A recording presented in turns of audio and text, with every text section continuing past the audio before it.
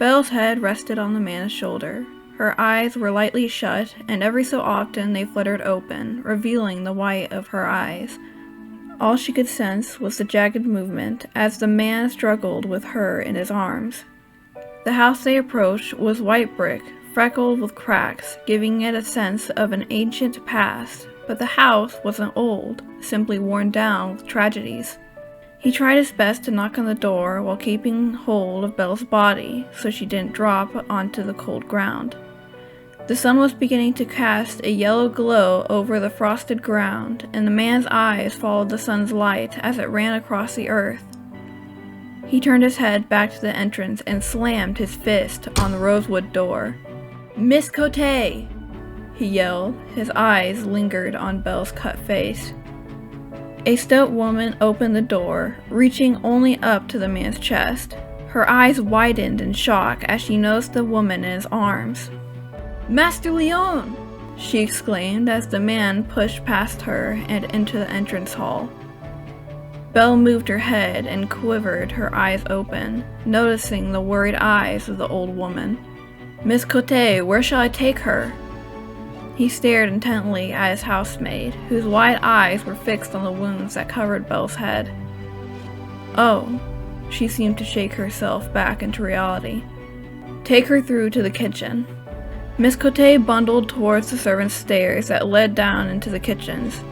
The man followed his eyes on the floor so not to trip over any objects lying around. The kitchen table was covered in equipment, but Miss Cote battered the things away with her arms, creating room for Belle. The man placed her onto the table with great care so not to jolt any of her open wounds. Miss Cote brought out a basin of cold, clean water from the larder, poured it into a glass, and carefully tipped the liquid into Belle's mouth, who began to stir, making Miss Cote spill some water onto her cheek. Without a second look at her master, she began to unbutton Belle's torn dress. The man's eyebrows rose, and he left, feeling it would be wrong to stay and watch. The poor woman had lost enough of her pride. Miss Cote removed the once elegant dress and examined Belle's wounds. Most were simple scratches that covered her torso, probably from the tree branches. The worst covered her head and feet. The housemaid shuffled off, searching for some cloth to clean the cuts. Belle ran her eyes over the ceiling, but her vision was blurred and she could only make out gray shapes. A face occasionally popped into her view, but vanished as fast as it appeared. The memory of her father's ripped-off head exploded into her thoughts. She felt as though her body was drenched in blood, and all she wanted to do was lower herself into a steaming hot bath. Yesterday morning, she had been in her bedroom, looking out of her window in her father's house, the sun rising over Paris. She had felt at peace with the world, like her life was about to start. She was going to marry someone she had never met, yes, but it was meant to have been a joyous occasion. A pain like burning flesh began to spread over her skin as the housemaid dabbed her damp cloth on the wounds. Belle moaned, but the fatigue took over and she fell into a disturbed sleep. Belle's eyes shot open. All around her there were white covers, and every corner of the room was lit bright by the open window. For a split second, she thought she was in heaven. But then the ache returned to her body, and the divine sensation that had come over her vanished. The night rushed back to her. "Papa," she whispered to herself. Why did she just leave him? She should have tried to help him, not just run and leave him to die alone. She took in a sharp breath and rubbed her forehead, but her fingers fell over a rough bandage that covered her head. Blinking her eyes a few times, she stopped the tears from leaving her eyes. Belle threw back the covers and began to move her legs out onto the floor. Without looking down, she stood up, but she instantly fell over, thumping to the ground. Her feet throbbed with pain. She sat on the floor and brought her leg up to examine the base of her foot that, like her head, was bandaged. "Miss!" the housemaid shouted, altered by the bang. She came stumbling in, carrying a tray with dirty plates and an empty pot of tea. "I am quite fine, thank you." Belle struggled to get back onto her feet and failed, but she didn't want to impose on the poor woman. "No, miss, you need help." She placed the tray on the bed and kneeled down to help her from the ground. They worked together, and she finally sat down on the edge of the bed, out of breath and in a lot of pain. "Is everything all right?" A masculine voice sounded from down the hall. A moment later, a pair of heavy footsteps began to approach the room. Belle couldn't quite fathom what to do. She wore a white night dress that she had no clue got on her, a face covered in bandages, and she was about to meet the stranger that saved her life. The man walked through the door with an arrogance Belle had seen connected to many men like him. At many of the social meetings, Belle had been introduced to hundreds of these types of men. Tons of money, huge estate, and many mistresses. But all of a sudden, her first impressions of him were dashed as his hard, dark eyes softened and his tense posture vanished. "Hello." His deep voice was quiet as he stood awkwardly at the door. His long white shirt only just covered his knees, and he turned red as he too realized Belle's situation. "I am sorry for intruding," he said, averting his eyes. "I shall return when you are in bed. I mean, lying, covered in bed. Sorry, resting," he mumbled as he left the room, his eyes glued to the floor. Belle smiled, and a small bit of warmth returned to her soul. Miss Cote helped her back into the soft bed and tucked her in tight. She rearranged Belle's bandages so she appeared more presentable. "There you are, miss." She smiled and patted Belle's hand, a look of knowing in her old glazy eyes. "Thank you." Belle knew the woman's name, but they hadn't been introduced, so she felt it would be rude to use it. "Miss Cote, miss." Belle nodded and placed her other hand over the woman's tight hold. Belle knew the woman was trying to show her sympathy. She had woken up early in the day and heard them outside talking about the wreckage they had found and the two bodies. "Miss Cote, you can leave now." The man's voice startled Belle, as she had not heard him approaching. He now wore a pair of plain breeches, and he had tucked his shirt under the belt. "Yes, of course, Master Leon." She tilted her head, picked up the tray, and left, but not before glancing back at the woman. "Monsieur Leon?" Belle inquired, her voice nervous. She had never been alone with a man like this before. "Please, call me Nicholas." "Mademoiselle?"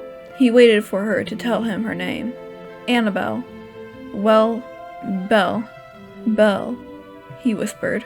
Belle felt uncomfortable by the way he had said her name, but she didn't feel threatened. A sudden thought turned over in her mind. He was how she had always imagined her brother would be. He had died at the age of 12, but she remembered how he had always felt out of place when talking with Adele and Alicia. Nicholas cleared his throat. "Oh, I am sorry. I got lost in my thoughts. I wanted to thank you for saving my life. I shall be out of your way as soon as I am able." "No!" Belle jumped at his raised voice. "Sorry, what I meant," he sighed, and walked towards the bed. "You can stay as long as you need, Belle. That is very kind of you, Monsieur Leon, but I couldn't impose on you like that." "Well, if it makes it any easier, I insist." He stood awkwardly beside the bed. His mind was searching for the right words to say. "Belle." He stopped and sat on the chair next to the bed. "We found a wreckage. There were two bodies in running distance from where I found you." He couldn't rest his gaze on Belle's face, so he ran them along the bulge in the bed, where her legs were stretched out. She moved her face away, squeezing her eyes shut, trying her best to stop the tears. "Yes, it was Pascal, our driver, and my father." Nicholas's face fell, and he sat further back in his chair. "I am so sorry. If it means anything, I know what you are going through." Belle looked back at the young nobleman. His eyes weren't looking at her, but at the hallway. His short mustache lay above his top lip, and his sideburns covered his square jaw. He was a handsome man, but he had a hardness to him that Belle couldn't quite shake off. "What would you like me to do with your father's body?" he asked, still looking away. "I suppose the family crypt, but..." Belle sighed. She didn't want to tell Nicholas her name. She was an unmarried woman who had no dowry, and she was a social disgrace. "My name is Annabelle Novakek. My father was Andrei Novakek. We were heading from our home in the country. Father had been feeling unwell, and the doctor advised us to retreat from the city. Belle took 2 short breaths. The memories of her father were too painful. Novikik family. I know your sister, Adele. He shook his head. The thoughts of a beautiful blonde woman with a high-pitched laugh entered his mind. Now he knew Belle was her sister. The family resemblance could be seen, but she certainly didn't act like her sister. Oh, she replied. Belle couldn't look at him. The name of her sister was no comfort to her. Would her sisters take her in? What would happen to her father's money? Most likely, it would be passed on to Alicia's new baby boy. What was left of it, anyway. Then the monster filled her mind. How could she be worrying about such trivial things when she had seen the devil? What was it? Belle asked Nicholas, her eyes concentrated on the small scar she could see peeping out from under his hairline. What?